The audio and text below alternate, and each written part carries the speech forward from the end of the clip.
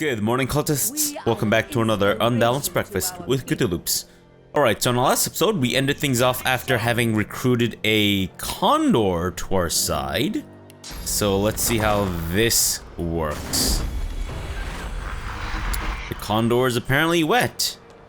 Well, I didn't expect the condor to come in, you know, all horny and shit, but fair enough. Alright, let's also move this around a little bit. I think that is the way that it should be, maybe? I don't know why you have your healing auxiliary here. Elixir, auxiliary? Come on, man. Come on, what is wrong with you? So anyways, I think we spoke to Master Owen, who apparently used sign language. So we'll speak to Shira and Seaman? Maybe? Two dwarven spirits at loggerheads. Reach into the argument. In a flash, you are both of them, brother and sister. Your feminine side is a rebel, rising up against the tyrannical queen. Your masculine side is a royalist, loyal to the monarch he loves. So I'm assuming the feminine side is the brother and the masculine side is the, Whoa, okay, there she goes. Or there he goes, or whatever. And the masculine side is the sister, right? No? As the brother, you rescue your sister from the pikes of the royal guard. Together, you flee across the sea to the melting pot of Driftwood and Reaper's Coast. But in Driftwood, you visit the lizard. Well, like Master Siwa? You are the sister, and you know that something is wrong. You climb the stairs to rescue your brother, and find him fighting for his life against the dwarves who would rob him.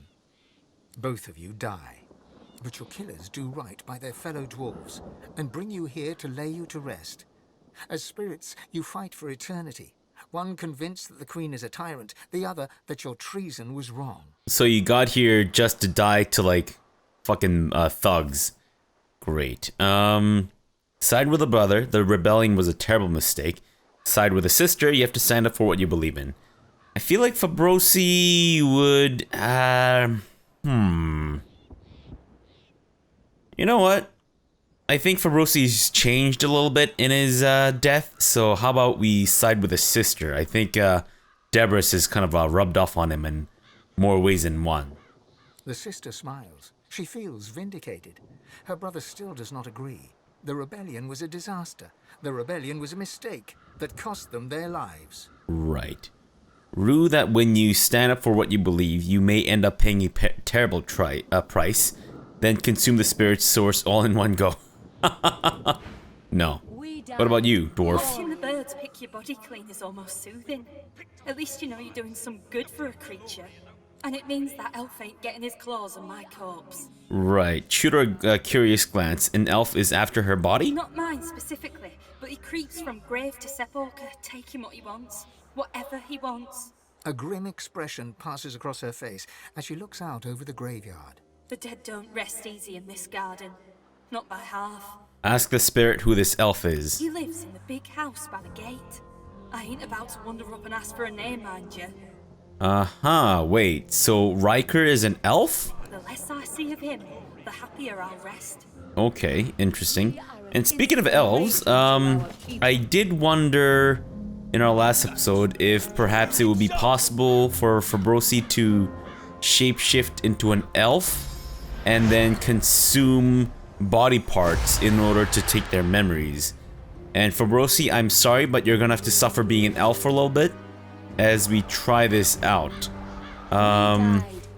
Move the chunk of flesh into Fabrosi's bag and let's try consuming this. This could go terribly, terribly wrong.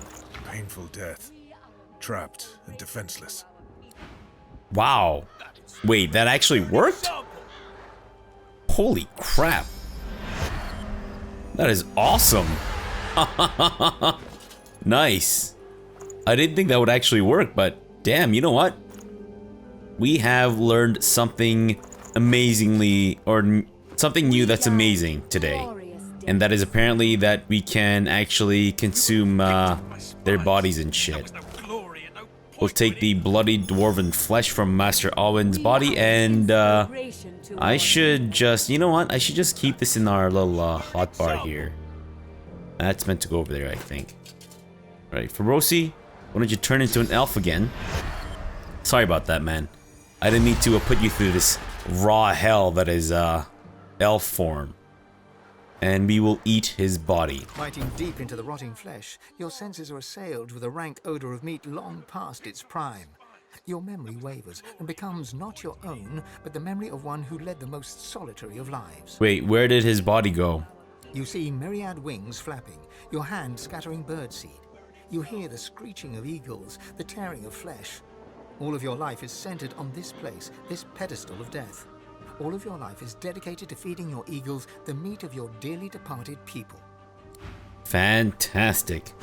I don't know what that really did, but sure. Let's put your regularly scheduled stuff back on. And please, yeah, that's right. I don't want you to look like an elf. Oh, that's why it's been going back and forth like that. Okay, I see. Alright, so in between episodes, I have leveled everyone up. For Lohse, I gave her mnemonic. For Sebille, I gave her hot. What did I give you, Sebille? I don't remember. Oh, I gave her Torturer. And Thane, I gave him Elemental Affinity, because I don't think he actually had it. So if he's standing on fire or poison, that should reduce his skill costs or AP costs for the relevant things. Now that I've discovered that we can actually consume dead body parts with Fabrosi, actually, I kind of wonder if the Mask of the Shapeshifter will work on Lohse, for example. Lohse, can you in fact... Wait a minute. Would this work? Lohse, can you try turning into an elf? Whoa! Lohse as an elf looks really fucking weird. Well, I mean, not bad actually, but... okay, so it... Huh. Interesting. So that means that we can actually have anyone consume body parts and receive the relevant skills. Wow, wee wah.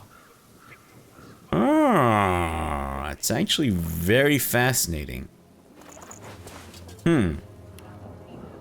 Alright, very good to know. Very, very good to know. Rosie, in the meantime, let's put your thing back on. There you go, buddy. Although I think we might need to change it every time or something. Alright, so that's news for me. That's very good news for us, actually. Of course, this does mean that we might need to save and reload every time we're about to eat a body part or something. Because we don't know what skill we're gonna get until we eat the body part. Right. Okay, so where am I? We still have... That one's done. That one's done. Reluctant servants. Speaking in forked tongues, all in the family. Right. If I do recall, I think there was actually a dog or something that was growling at us, and we kind of like chickened out. So how about we actually find out where the dog is? And there he is. Speak of the devil, you little mutt. Come on, doggo. Let's find out what your deal is. He was overly aggressive towards us before. He's wagging his tail though, and he seems to be staring at this crypt.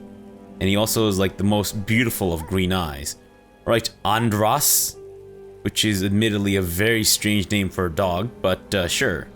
Slobber drips from the dog's bared fangs. Where the driblets land, the soil bubbles. Do you have like acid spit or something? Come closer. I dare you. Take a step ahead, you won't be intimidated by some mutt. He sniffs, he snarls. I am death. There's no defying me. Take another step, stand your ground. What or who is he guarding? Scoff at his arrogance, he's just a dog. Declare that you've already shaken death's hand, it does not frighten you. Alright, let's do the undead choice. The dog's growls intensify and transform into a rhythmic rasp that mimics laughter. You swear you see the ground behind him momentarily churn and tremble. Okay. Oh, but the death you think you know is an illusion. Those who meet their true end are puppets, and I their puppet master. Your bones will dance for me. Not one step further. I know what you want here, but Kanna's already laid claim to it. Kanna? Ask who Kanna is. She calls herself master. I call her minion. Whatever name you choose, it is her hand that will wield it, not yours. Wield what? The dog raises its head to the stormy sky and howls. The earth beneath you vibrates, a dirge plucked on the strings of a rotting lute. Necrotic troll. Uh-oh. You are summoned. Crawl through the gate. The earth opens for thee. Wait. The fuck? Is this dog a necromancer? Oh, what the hell is this? Oh, jeez. Oh no, what are you doing? Oh. Crap. Fane? You're like half dead already. Holy crap. Okay, Sibyl? Let's actually have you get after this bitch. I mean, it's a male dog, so I guess it's not really a bitch, but you know what? Let's do it anyways. Atta girl, and then let's start nailing his butt some more. And you know what? We'll conserve your AP. Fabrosi, can you please start things off with a nice little Captain America shield? Fantastic. And now, might as well... Well, you're pretty much there, right? You don't need to actually move. Now, you know what? Knock him down. Fantastic. Fane? Please don't die? Actually, let's try to give Sibyl a little bit of haste. Fantastic. And you know what? Start mending yourself a little bit. And also give yourself some fortify. Holy crap. Rivellon the Bone Crusher. Should we kill this thing? I don't know if that's such a good idea. I mean, it has a lot of, armor. Right, Losa, can you please get this thing away from us? So let's teleport this bastard as far away from us as humanly possible. There you go. Now, well... I mean, I suppose you could go after him. Rallying cry. I think this actually ends up hurting, if I'm not mistaken. Let's get an incarnate. Actually, no, let's get an elemental totem. That way it can do some physical damage to the dog, I guess. Alright, Sibyl, I think it's time to finish him. Boom! Fantastic. Haha. Nice. Oh, we can actually talk to the... Oh, dog, I know... oh, nice. I know I killed you, but, do you mind, you and I having a conversation? You can also get its fang, its sinew. And, Sibyl, do these magical riveted leggings interest you at all? Nope, not one bit. Fantastic. Andros? The dog's spirit rolls his head around, gawking at the ground and sky as if he's never seen them before. Then locks his eyes on yours. He snarls, unconvincingly. I am death. Dismiss him. Yeah, he's death. Give him a thumbs up. Boy, he sure showed you. Talent, tell him he had a lot of talent for a dog. Suggest he tell you what he's guarding now that he's dead. Tell him he's had a lot of talent for a dog. Yes. The masses tremble at the Necrohound's might. Necrohound. We will retrieve anathema. Our enemies will bow before the demon blade. Anathema? Demon blade? He moves to lick his haunches and seems taken aback by his own translucence. Ask him what he means. What's anathema? Once a demon, now a weapon. We heard its call and slayed our allies in its name. It is near. With it, we will slay living and undead alike. There will be no mercy. The canine spirit lifts his head to howl, but can barely manage a whimper. He tucks his tail between his legs, shocked at his own impotence. Okay. Interesting. Is that the thing that, Tabernacle wanted? Or whatever the fuck his name was? What is his, what was it? Oh, All in the Family, yeah. No, that's Joanna. No, that's not Tabernacle's that thing. Okay, Fascinating. Oh, look. I actually never even noticed the lever here before. And that's Farima, who appears to be cowering for some reason. And there's a hatch here. Okay, where does it lead? Let's find out.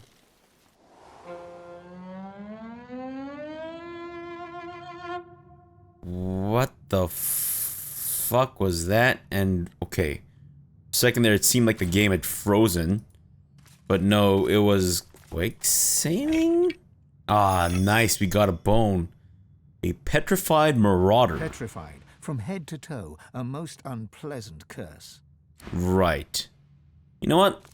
Let's go lighting the braziers and hope that nothing bad comes of this. Still here. Like the air itself's been petrified. Fantastic. And that's, oh, that's Kanna. Interesting. What does this skeleton have for us?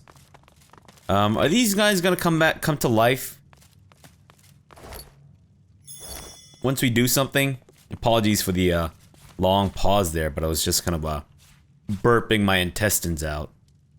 I don't know. I don't know if we're quite ready for a Royal Rumble of this magnitude. Pop, pop. I guess, what's with the lack of music, too? The petrified body is both hard and brittle, as if it might shatter were it to topple over. Right. Ikana? You're not gonna, tear us a new butthole, are you? The petrified woman cannot speak, but her eyes glow with the fury of the sun. Glow with the fury of the sun? Oh. What have I done?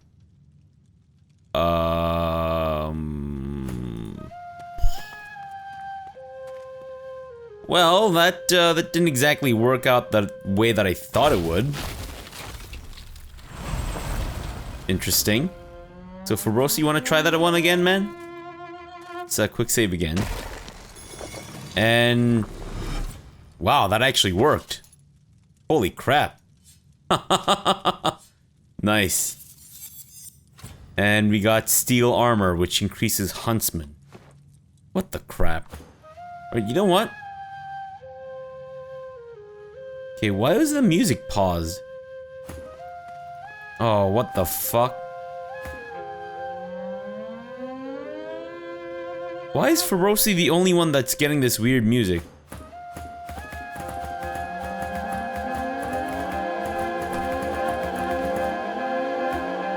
Alright, I'm done. Sorry about that. Alright, before we try Armor Frost on Kanna, let's maybe try Armor Frost on the Plunderer instead. Bone dust. Even the petrified aren't immune to the ravages of time, it seems. Whoa! Nice. Constitution, Pyrokinetic, Hydrophist. Might be okay for Losa. What about Fame? Yeah, instead of your Okra Ring, or actually instead of your Long Claw, I suppose. But that does still provide Pyrokinetic. Fine. Instead of your Okra Ring, there you go. Right, Losa? What is with the music? It's quite bothersome, I gotta say. Quite bothersome. A silver glass, fantastic. Does this guy kind of look, he looks kind of undead as well, as in, like, I think he'll most likely turn to bone once he's, been released. Do we have anything else that removes Petrify, so that we don't have to wait? No, doesn't seem like it. Yeah. Again, the music, it is so strange, I don't understand. Does it always do that every time we change characters? But we just never really noticed it because there was always music, some kind of like background music playing maybe? Is that... that one also looks kind of undeadly. As in it's too far gone. Though I could be wrong. Damn it! What is going on? So confused. And why is there no music in this place? Jeez. Oh, high quality tormented soul, fantastic. Now, assuming Kanna will actually come back to life properly, which might mean that perhaps there's gonna be a royal rumble of sorts. We can also use the scroll, but I do kind of want to save it in case we need to do an emergency armor of frost or something. Alright. You know what? Let's just have Lohse pick it apart so that we don't have to go through that weird noise thing again. And last but not least, we'll get Kanna out of here. Although, Fabrosi, could you please be the one to talk to her? If you don't mind? Fabrosi, let's have you over here. And Lohse. Time to unleash Kanna from her prison. Whoa! Oh, isn't this rich? Cursed by a coffin and rescued by a random rube. The indignity. She looks remarkably like you did before, Lohse, but maybe that's just because of the red hair. She huffs in annoyance and rolls her eyes. Oh, all this trouble, and for nothing. Never figured I'd need frost armor. Ah, nice. Looks like that was actually the right way to do things. Ignore her combative tone and ask how she was petrified. Look around and whistle. She must have managed to score some sweet treasure down here. Scoff. She can't manage a decent thank you. Let's just mention the treasure, maybe? Ouch! Ouch! You talk like I'm some cat burglar, slinking around and snatching jewels. But I'm in the market for something bigger.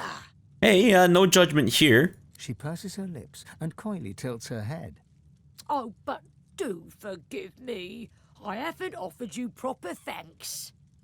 Right. She bows in insincere reverence. Her arm rests on her back, hand mere inches from her staff. Suggest you loot the crypt together and share the spoils. Clench your fists. She doesn't know who she's messing with. Turn on your heels. You'll let her get back to it then. Sure, maybe this? Ah, damn. She rises from her bow.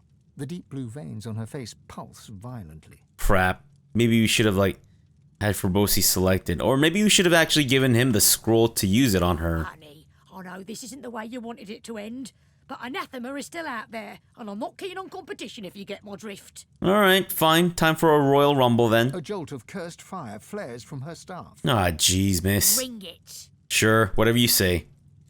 I'ma end you. Right, Sebille? Time to lay it on her. Oh! You're almost out of, like, frickin' magic or physical armor there, miss. How are you gonna deal with that? Punk? Alright, I think we're good with Sebille. And, oh, nice! Oh, shit.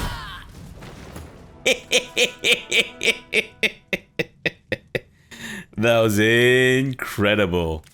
Absolutely fantastic. Raised Bone Widow. Nice. And a shadowed tomb key. Ripped pages. Or ripped page. The page looks to have been ripped out of a larger tome. Said by the locals to be a shard of the infamous weapon known as anathema, and perhaps even responsible for causing Johanna Surrey's descent into madness. If the aging dowager was ever aware of the family heirloom's value, she never let on. In the months before her death, Johanna's mind was lost to hate and hallucination. She would come to mysteriously chant 213 at the servants that remained as they attended to her bizarre beauty rituals. You notice the same succession of numbers mentioned in the text has been scribbled in the page margins. 213. Okay, 213, and that is somehow related to that. Well, before we go, Kanna, I'm gonna take a souvenir of your pretty face. Fantastic. And also, Merry Christmas, Kanna. Merry Christmas. Although I noticed, can we actually cast this on the undead bones? Is that possible at all? Let's see if we can actually cast it on the undead ones as well. What about the skeleton? Whoa, we can actually cast it on those? Ha! That's pretty funny. Okay, how do we dismiss you, man? How do we get rid of you? You? Go away. Okay, fine. How about you explode? Actually, I'm gonna try this out. I want to see if you hurt people around you. Yep, you do. Fantastic. Well, better we try this out now rather than in combat, right? Okay, so it seems like allies are not immune to, ah, shit. I forgot to do something down there. Spirit vision. Anything here at all? Surprisingly not, except for Kanna's dead-ass ghost. Alright, Kanna. Let's talk to you. The spirit's lip curls upwards. She opens her mouth as if to speak, but her words fade in the tomb's chill. Focus on the spirit's eyes. The glimmer within may reveal her purpose in this tomb.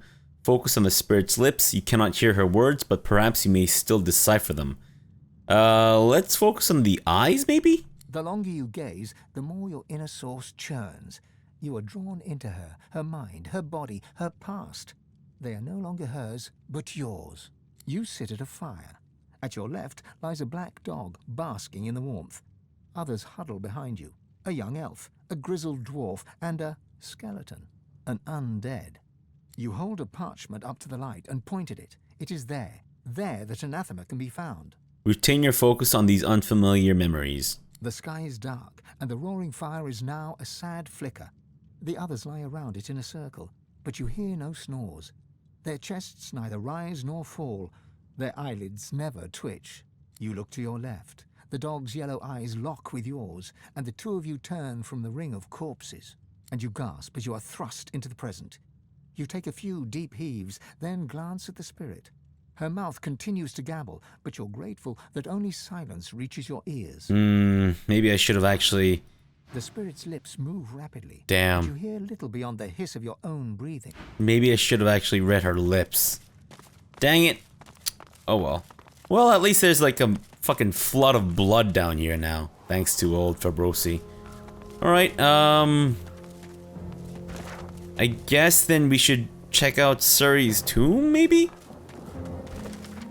Is that right? The right way to deal with all this stuff? I feel like maybe, except I've gotten a thing. Oh, what's this?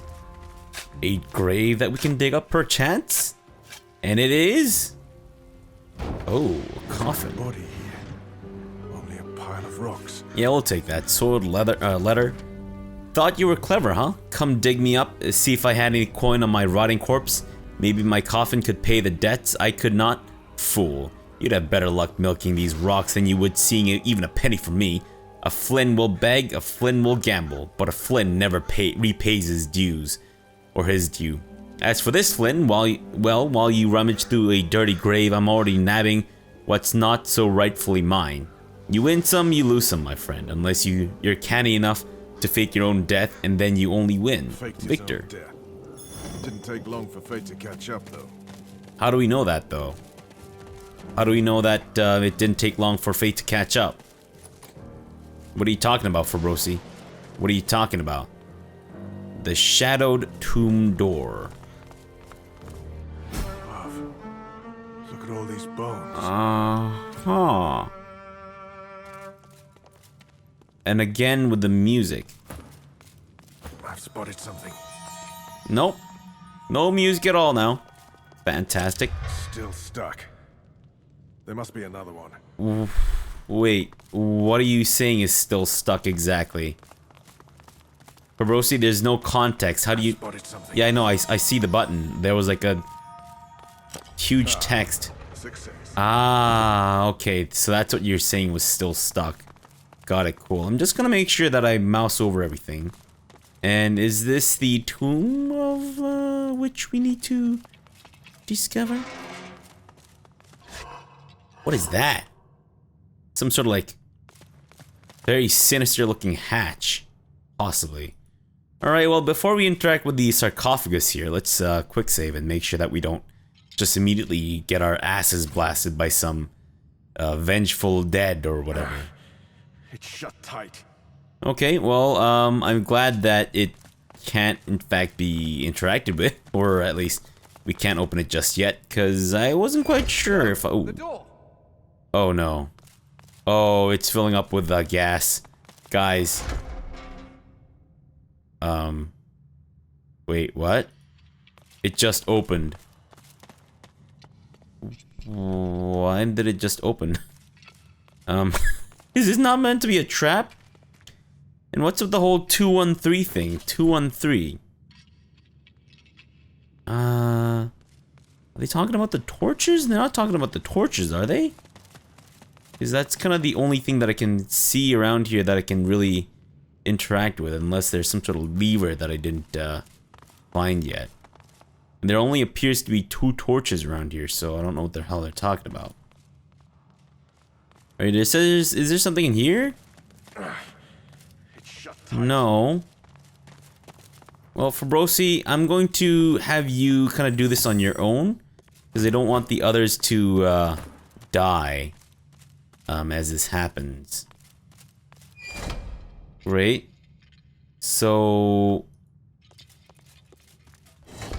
okay, I see. Huh. Does that mean that it can be interacted with now? Oh, it's shut tight. Well, that was, I did enjoy your moaning there, Losa, I'm not gonna lie. But as far as I can tell, there doesn't seem to be anything that I can interact with in here. Right, so maybe this isn't actually a trap.